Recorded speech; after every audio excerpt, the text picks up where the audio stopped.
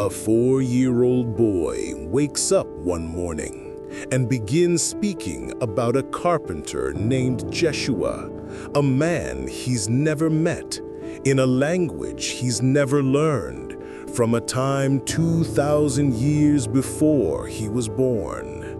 His mother thinks it's imagination until he draws symbols that only exist in ancient texts locked away in private collections, texts he's never seen. Then he describes places that archaeologists haven't even published yet, details so accurate they make scholars go pale with disbelief. How is this possible?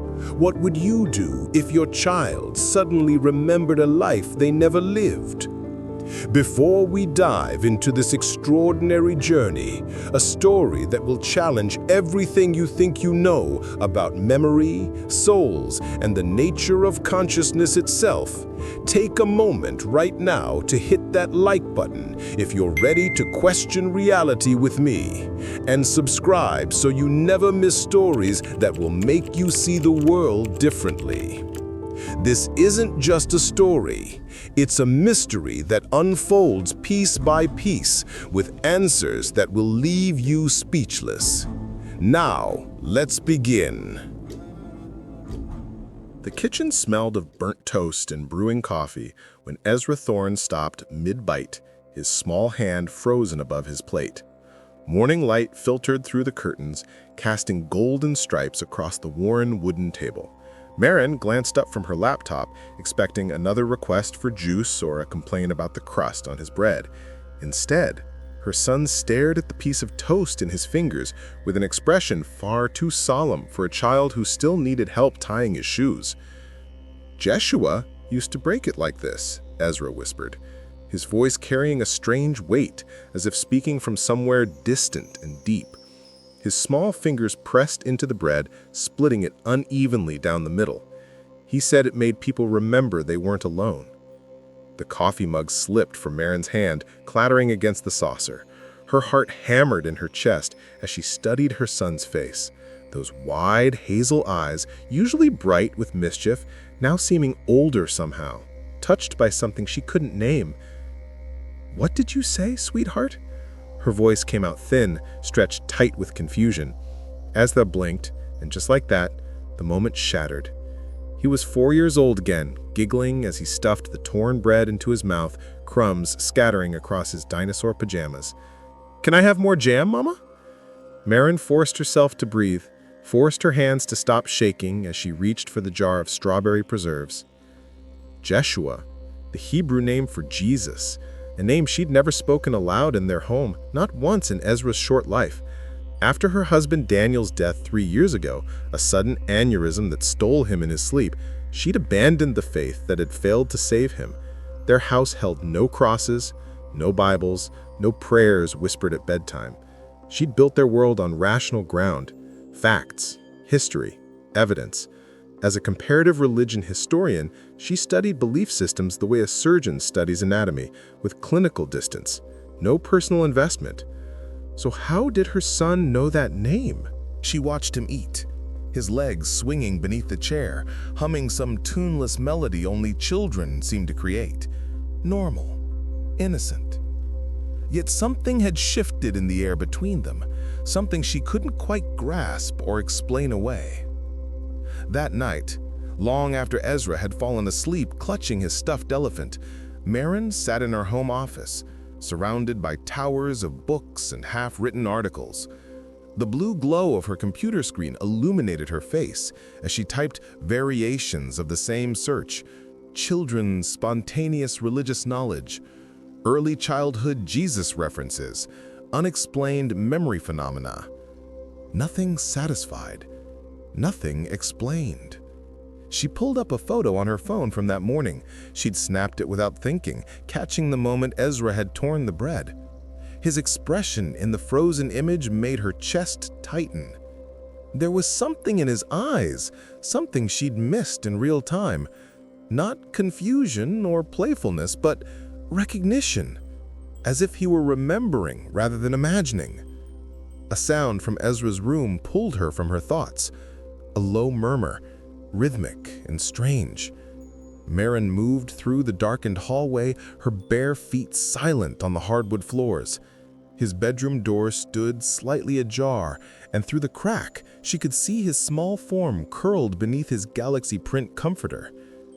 But he was speaking, not in English. The words tumbled from his sleeping lips in a language that sounded ancient, guttural, alive with consonants that scraped against each other like stones grinding together. Aramaic? No, that was impossible. She pressed closer, her ear to the gap in the door, straining to catch the syllables, to make sense of them. And then, cutting through the foreign sounds, clear as a bell. Abba. Lama. Marin's hand flew to her mouth. Father, why? The beginning of Christ's words from the cross, spoken in the language of first-century Palestine, by her 4-year-old son, in his sleep. She pushed the door open wider, letting light from the hallway spill across his face. Ezra's eyes moved rapidly beneath his closed lids, his small hands clutching at the fabric of his pillowcase. He looked fevered, agitated, caught in something far deeper than an ordinary dream. "Ezra," she whispered, reaching to touch his forehead. His skin burned beneath her palm, hot, far too hot. "Baby, wake up." His eyes snapped open, but they didn't see her. They looked through her, past her, towards something only he could perceive. When he spoke, his voice carried that same ancient weight from the morning. The emergency room lights buzzed overhead like angry insects, their fluorescent glare turning everything the color of old bones. Marin held Ezra against her chest as nurses rushed around them, their shoes squeaking against the linoleum floors. His fever had spiked to 104 degrees by the time they'd arrived, his small body convulsing in the backseat of her car as she'd driven through red lights, her hands white-knuckled on the steering wheel. "We need to get him on IV fluids," a young doctor announced, his voice cutting through the chaos. He pressed a stethoscope against Ezra's chest, listening intently while Marin stroked her son's sweat-dampened hair. "Has he been exposed to anyone sick? Any recent travel?" "No," Marin heard herself say, though her voice sounded hollow, distant. "Nothing. He was fine at breakfast. Then tonight he just burned up." They ran tests, blood work, cultures, a spinal tap that Marin turned away, unable to watch the needle pierce her baby's spine. Hours crawled by in that sterile room, marked only by the steady beep of monitors and the hushed conversations of medical staff who found nothing, no infection, no virus, no logical explanation for why a healthy 4-year-old had suddenly caught fire from the inside out. By dawn, Ezra lay in a pediatric ward bed, his small form nearly swallowed by white sheets. The fever held steady, refusing to break despite the medications pumping through his veins. Marin sat in a chair pulled close to his bedside, her hand wrapped around his tiny fingers, watching his face contort as he muttered words she couldn't understand. The second night, he screamed. Not the frightened cry of a sick child, but something primal, anguished. A sound that brought nurses running and made the mother in the next room over press her hands to her ears.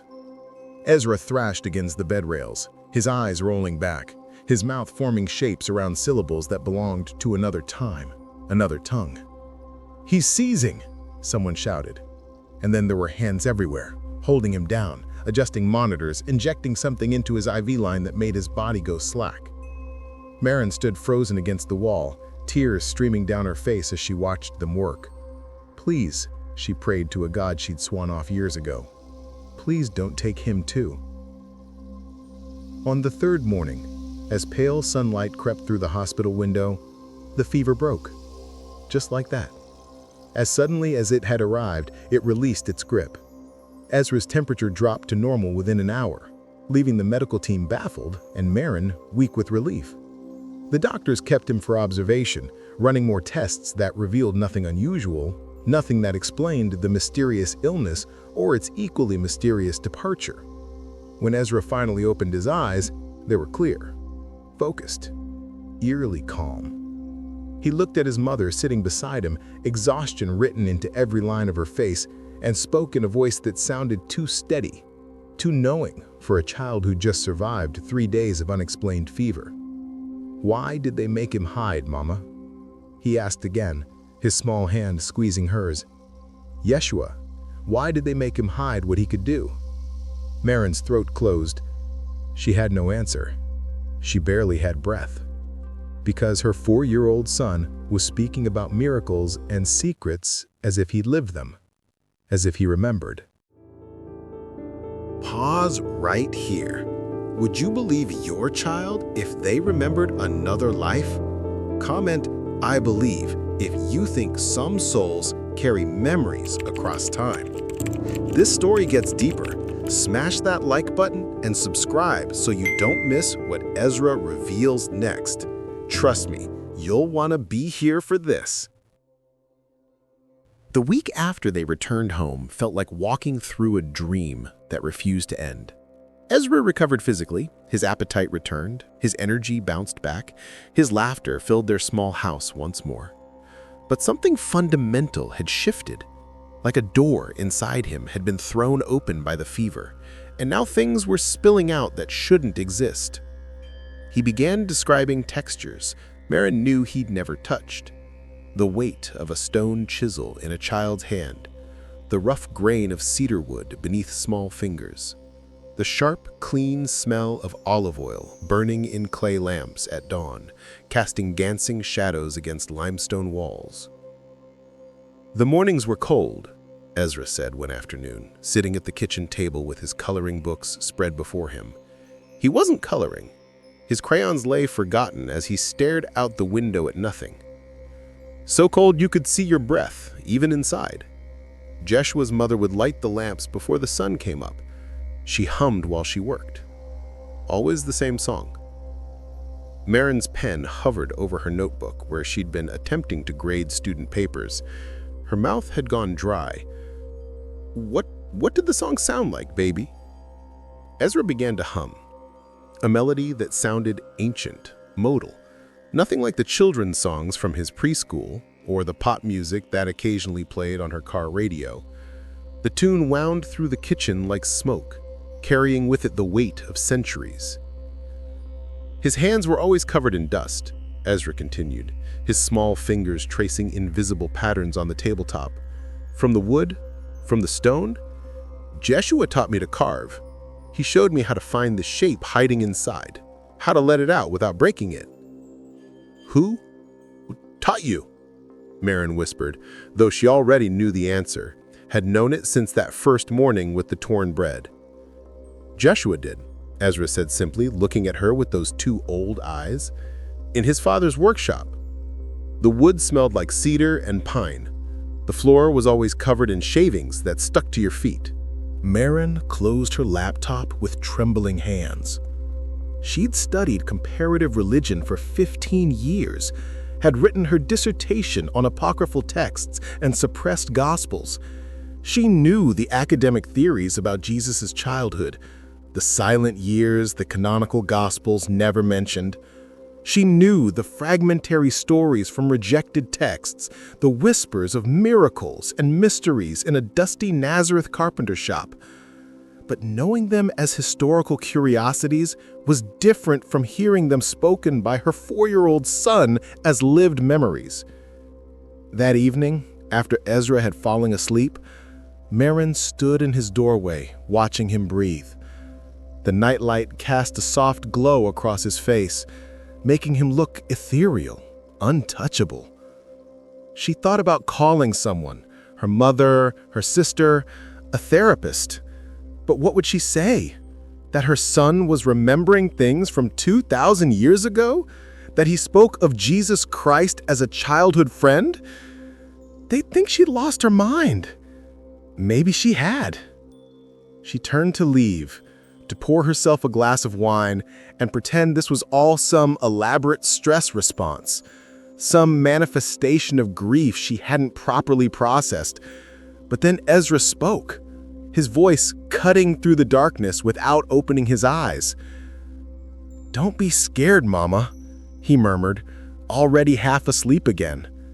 "I'm still me, but there's someone else too. Someone who remembers. And he wants you to know it was all real. The light, the love, all of it." Marin pressed her hand to her mouth to stifle the sob that rose in her throat. She stood there in the doorway for a long time, watching her son sleep, wondering what impossible truth had chosen her child as its vessel, and terrified of what would happen when the world found out. The park was nearly empty when Marin took Ezra there on Saturday morning. October wind scattered leaves across the playground equipment, painting the world in shades of rust and gold. Other parents sat on benches absorbed in their phones, while their children shrieked and laughed, innocent and uncomplicated. Ezra ignored the swings, the slide, everything designed to delight a 4-year-old. Instead, he walked straight to the sandbox with the focused intensity of someone on a mission. He dropped to his knees, his small hands immediately beginning to move through the sand with purpose, with precision. Marin watched from a nearby bench, her coffee growing cold in her hands. She told herself this was normal, just a child playing. But the way he moved, deliberate, methodical, as if following instructions only he could hear, made her stomach tighten with familiar dread. After 20 minutes, Ezra sat back on his heels and called out, "Mama, come see." She approached slowly, her heart already hammering. The sandbox sprawled before her, transformed into a canvas of symbols. Not the crude drawings of a preschooler, but intricate marks, curved lines intersecting at precise angles, dots arranged in specific patterns, shapes that seemed to pulse with meaning she couldn't quite grasp. "Jeshua made these," Ezra said, pointing to each symbol with reverence. His finger traced a spiral connected to 3 vertical lines. He said they were protection from people who didn't understand. Marin crouched beside him, her knees sinking into the sand. The symbols looked vaguely familiar, echoing images she'd seen in academic texts during her graduate research. Ancient scripts, perhaps, or protective sigils from mystical traditions. But where? When? "Can I take a picture of these, sweetheart?" Her voice barely rose above a whisper. Ezra nodded solemnly, already starting on another symbol, a circle bisected by a cross, with additional marks at each cardinal point. That night, after putting Ezra to bed, Marin sat at her desk with her phone in hand, staring at the photographs she'd taken. The symbols seemed to shimmer on the screen, holding secrets she desperately needed to unlock. She pulled up her contacts, scrolling until she found the name she needed, Dr. Leor Ashby. Leor had been her academic rival turned colleague during their doctoral years. Brilliant, obsessive, fluent in a dozen dead languages. If anyone could identify these marks, it would be him. She attached the clearest photos and typed a simple message. "Need your expertise. Where have you seen these before?" She didn't expect a response until morning, but her phone rang within 40 minutes, Leor's name flashing on the screen. "Where did you get these?" His voice was tight, urgent, stripped of its usual casual warmth. "Does it matter?" Marin countered, though her hands had started shaking. "Marin, these are Proto-Syriac variations, scripts used in 1st century apocryphal texts, extremely rare. Some of these symbols only exist in fragments, manuscripts so obscure they're not even digitized yet. I've only seen 2 of these in person, at a private collection in Jerusalem. So yes, it matters. Where did you find them?" The room seemed to tilt. Marin gripped the edge of her desk. "My 4-year-old drew them, this afternoon, in a sandbox." Silence stretched between them, heavy and suffocating. "That's impossible," Lior finally said, but his voice carried doubt, not certainty. "I know," Marin whispered, "but he did. And he says someone named Jeshua taught them to him for protection." Another pause. Then, quietly, "I need to meet this child." Marin closed her eyes, knowing that once she said yes, once she let the outside world see what Ezra could do, there would be no going back. Their quiet life would shatter. Everything would change. But the symbols in the sand held answers she couldn't ignore.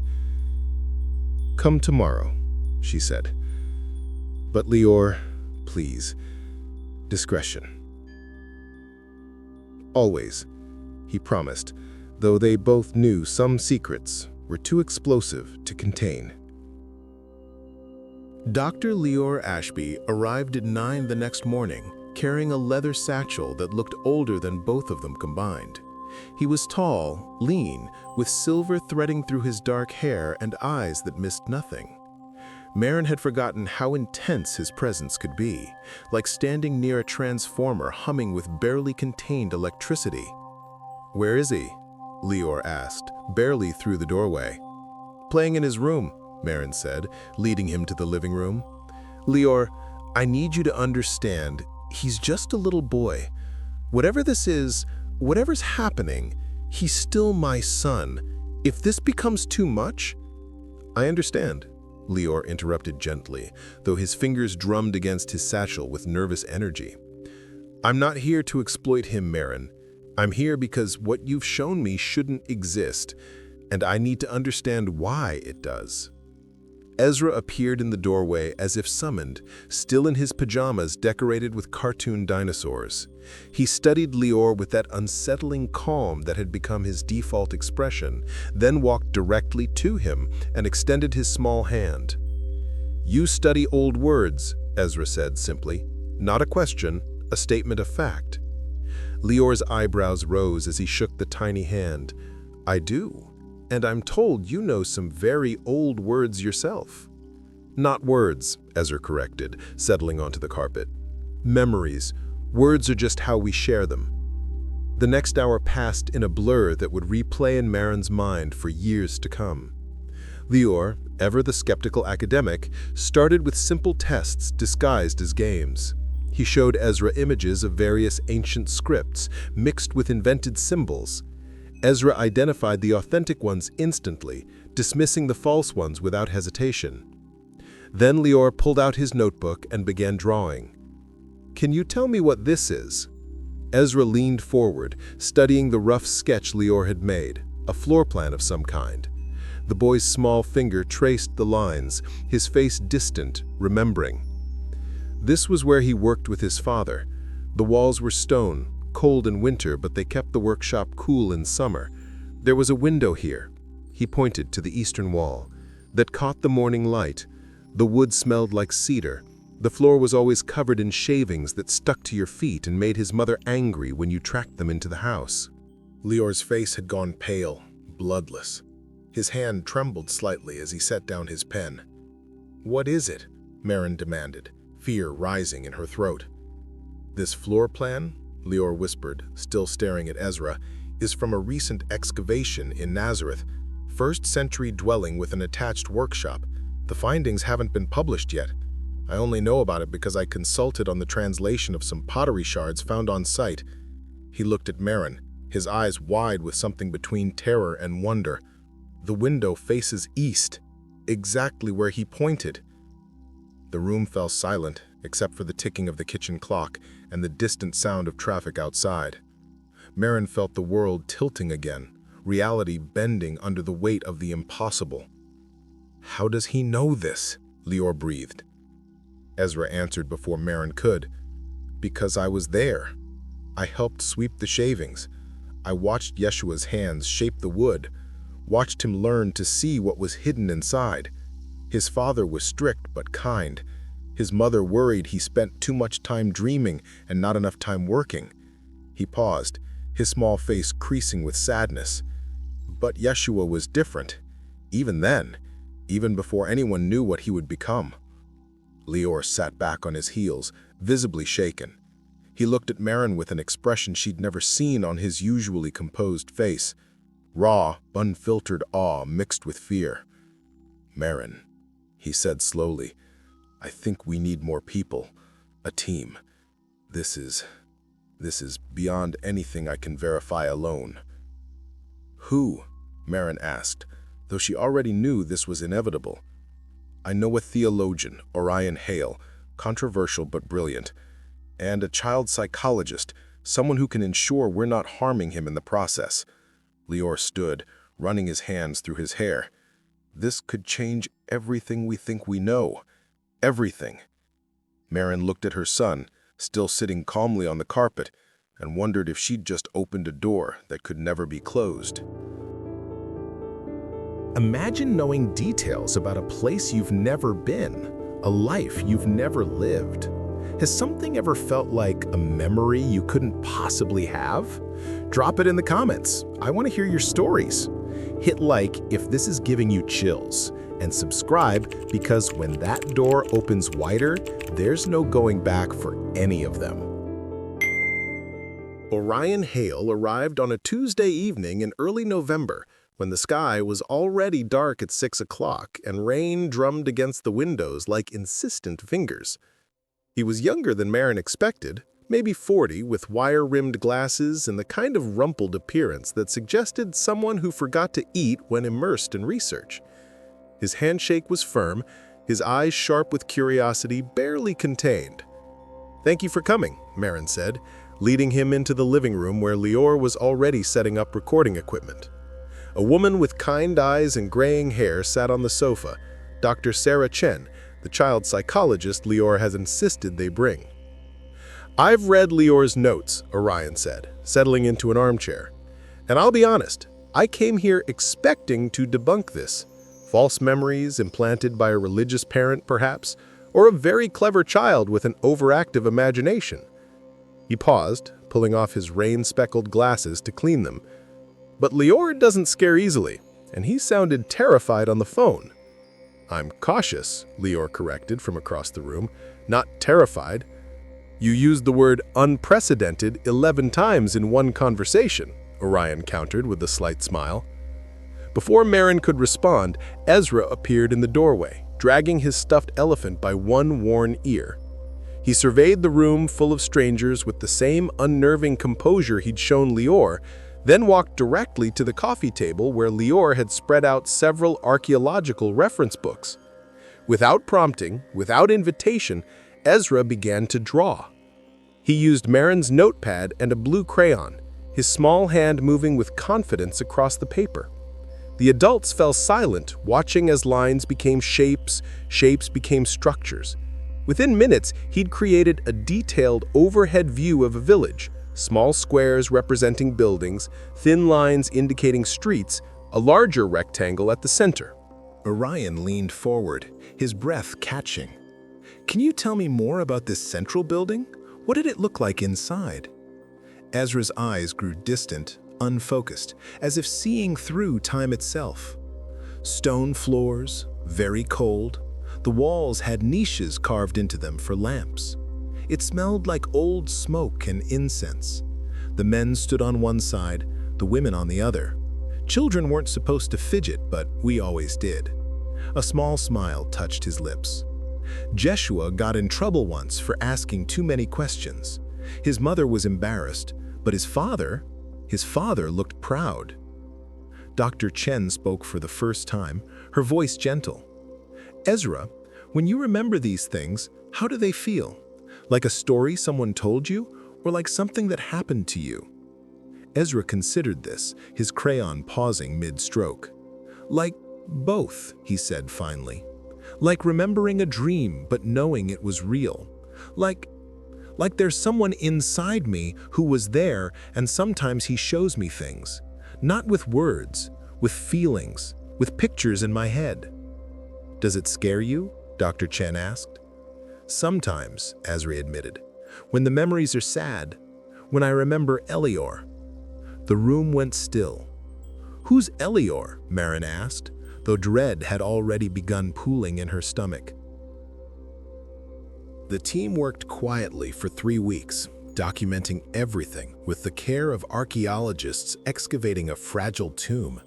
They came to Marin's house in the evenings after Ezra's preschool, turning her living room into a makeshift research station filled with laptops, recording equipment, and stacks of ancient texts in languages most people had never heard of. Ezra seemed to understand the gravity of what was happening, even at 4 years old. He answered their questions patiently, drew his maps and symbols without complaint, and occasionally corrected their translations with the casual confidence of someone who'd actually spoken the languages they were struggling to reconstruct. "Not blessed are the meek," he said one evening, pointing at Orion's annotated Bible. His small finger tapped the verse with certainty. Jeshua said, "Blessed are those who soften." People changed it, made it about being weak, but he meant soft like water, soft enough to shape stone, to flow around obstacles. Orion stared at the passage, his pen frozen mid-note. That actually makes more sense. The Aramaic word could be translated either way, but soften carries more active intention. He looked at Ezra with something approaching reverence. "How do you know this?" "Because I heard him say it, on a hillside.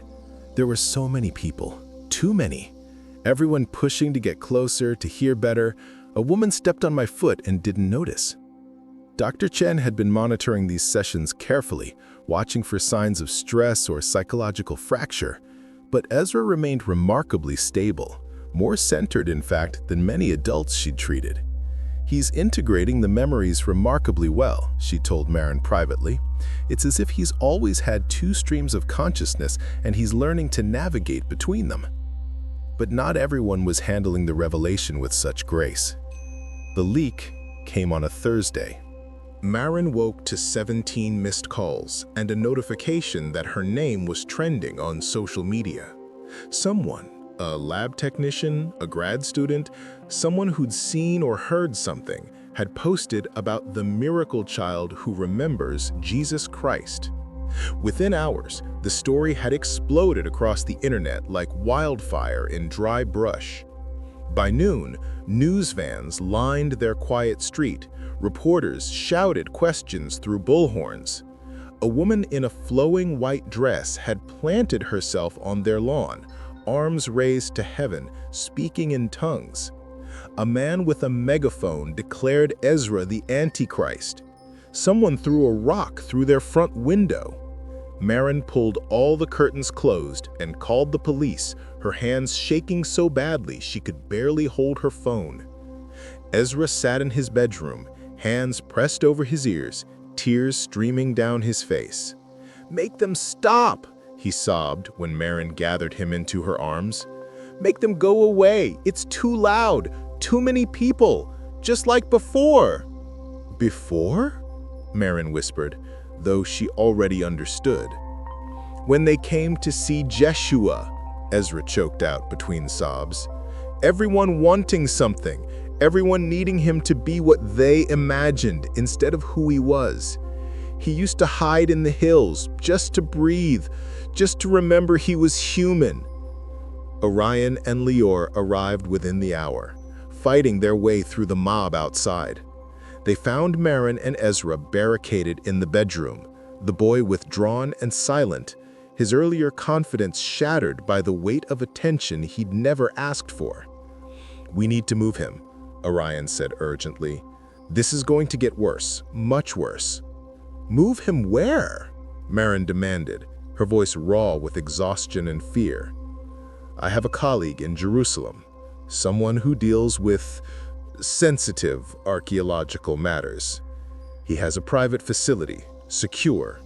We could continue the research there, away from all this." He gestured toward the window where camera flashes strobed like lightning, and Ezra could see the places he remembers.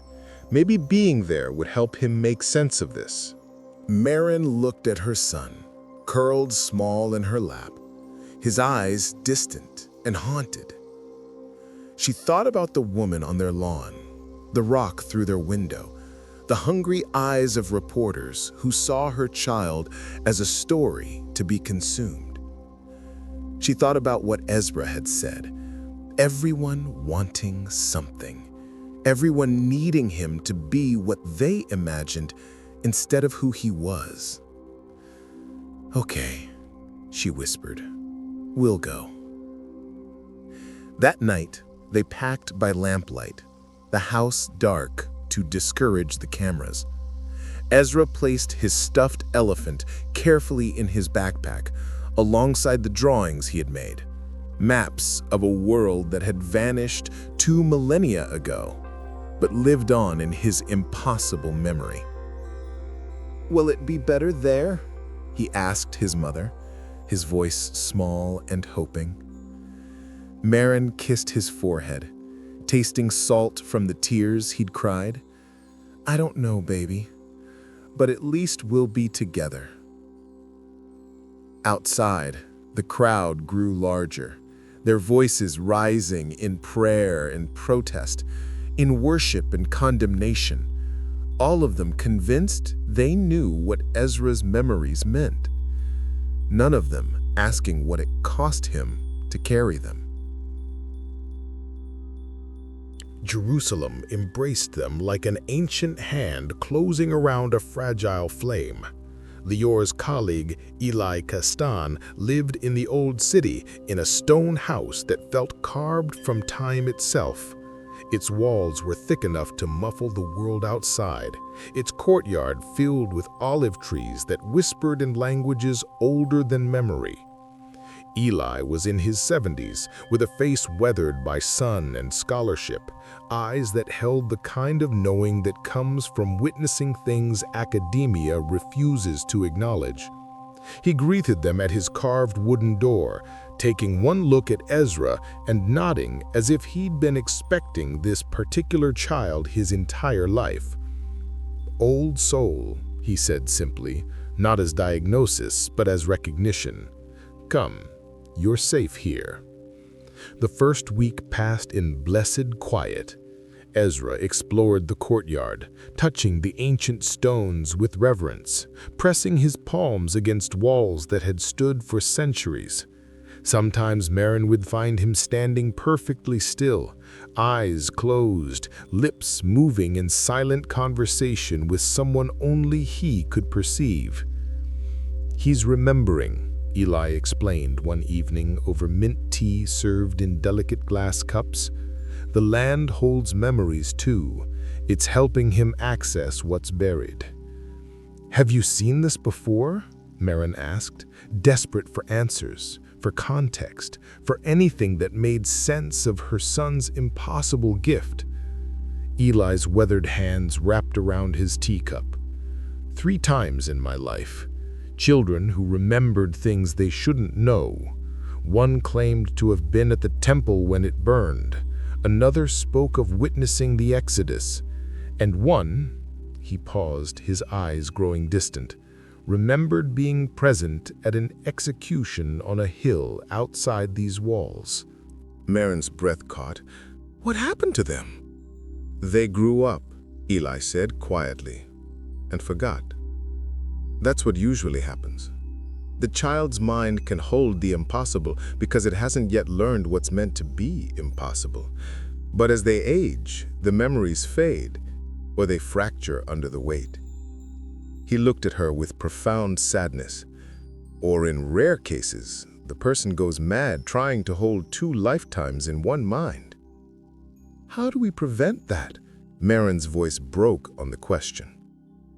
"There's an old practice, a ritual meant to help the soul integrate what it carries without being consumed by it."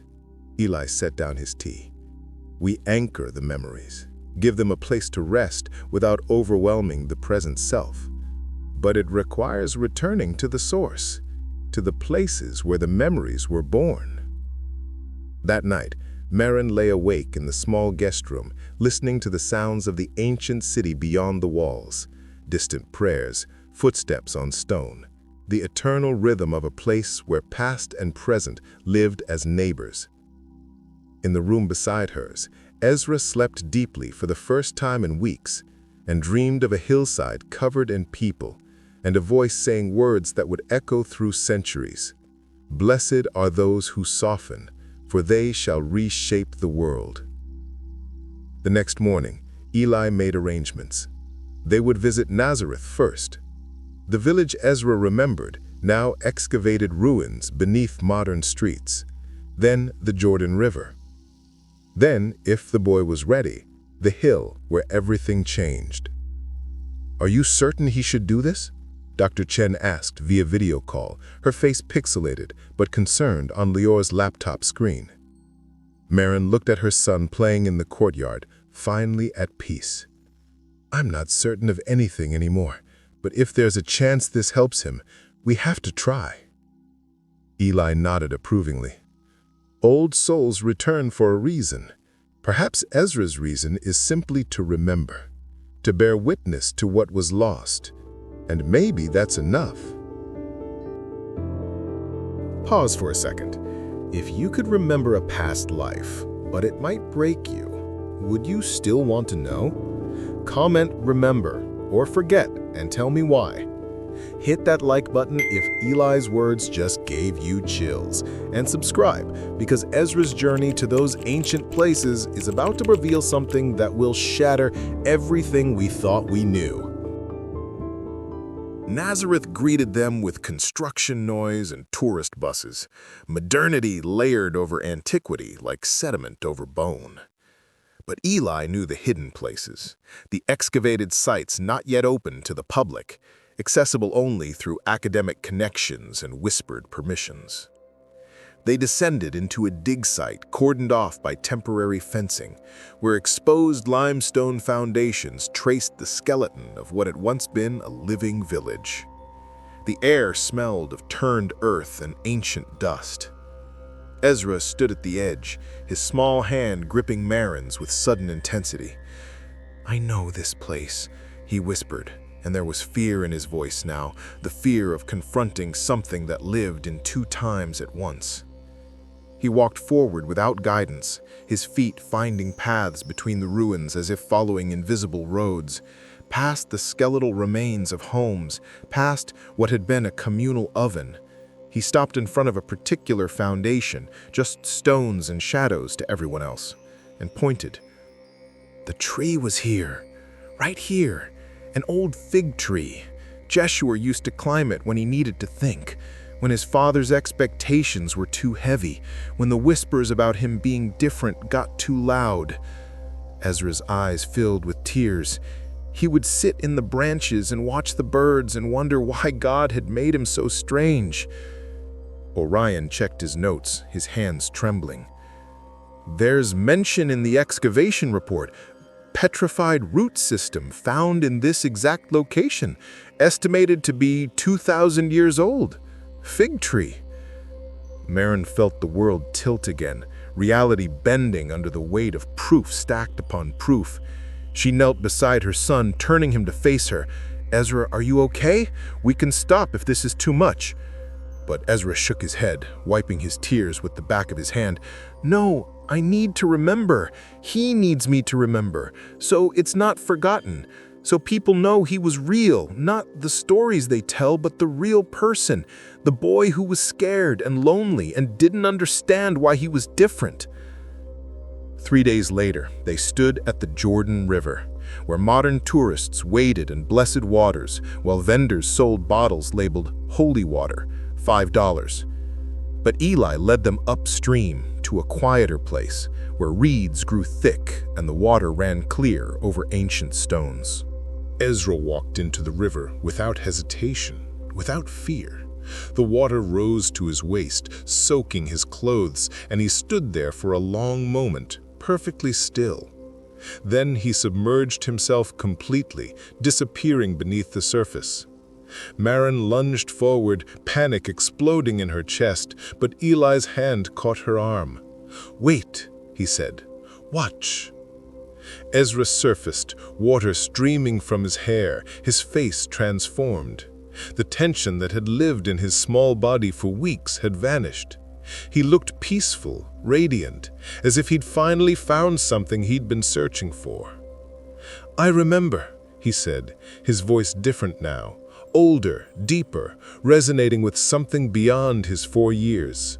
I remember the water, the sky opening, the voice that said, "You are loved, you are enough, you are mine."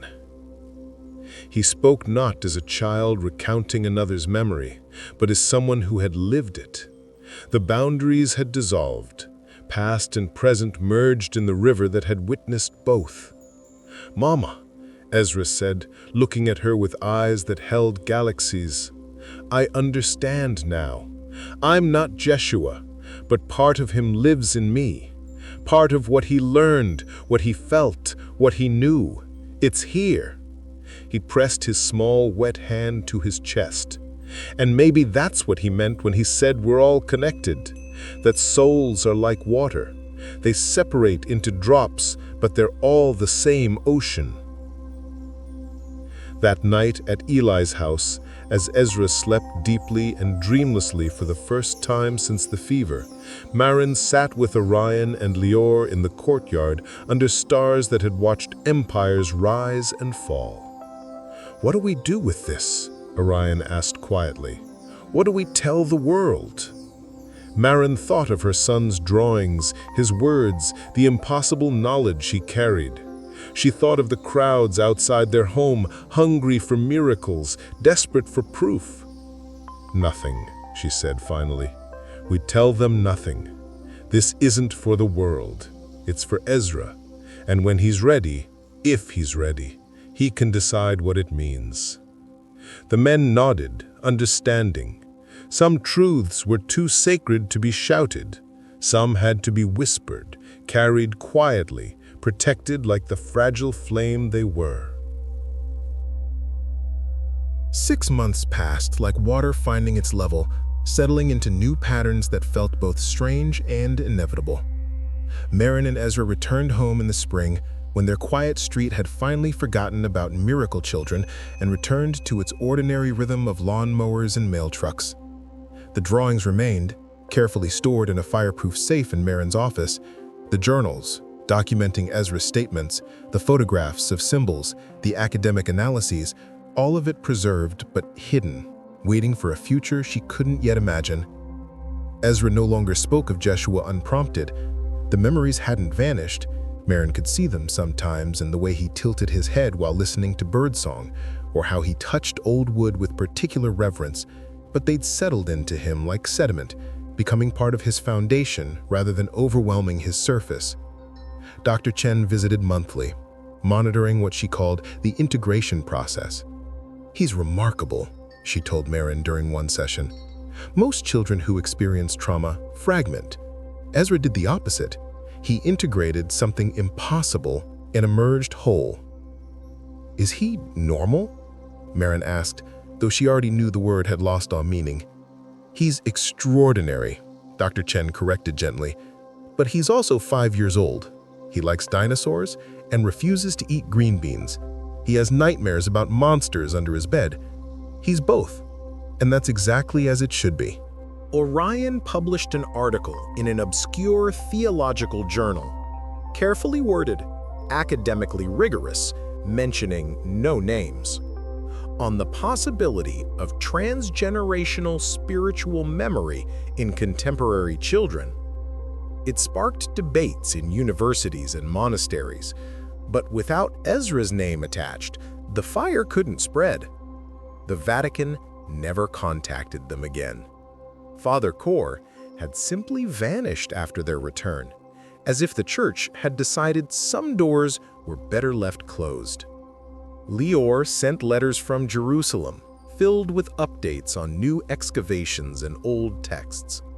"The symbols your son drew," he wrote in one, "we found 3 more examples in recently discovered manuscripts.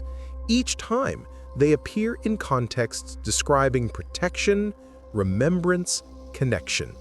He was right about their purpose. He was right about everything."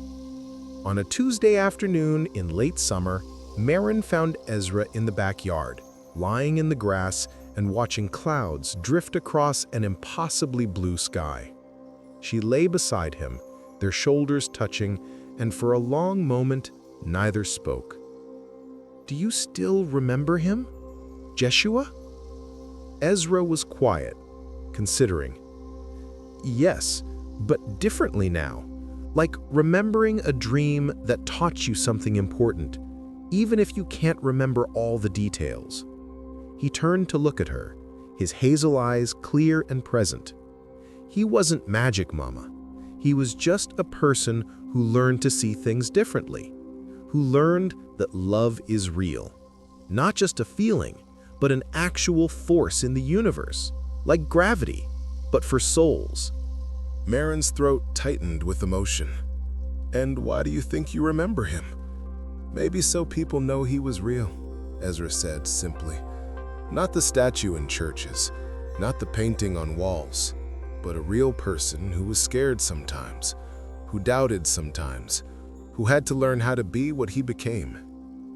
He smiled, that ancient young expression she'd come to recognize. Maybe so people know they can learn too. He sat up suddenly, pointing at the sky. "Look, Mama, that cloud looks like an elephant." And just like that, he was 5 again, innocent, playful, unburdened by the weight of impossible knowledge.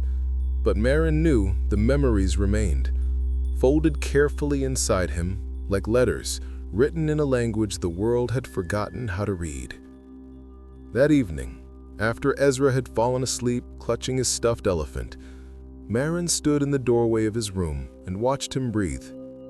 She thought about all the questions she still had, all the mysteries that would never be fully solved. But she also thought about what Ezra had said in the Jordan River. Souls are like water. They separate into drops, but they're all the same ocean. Maybe that was enough. Maybe that was everything.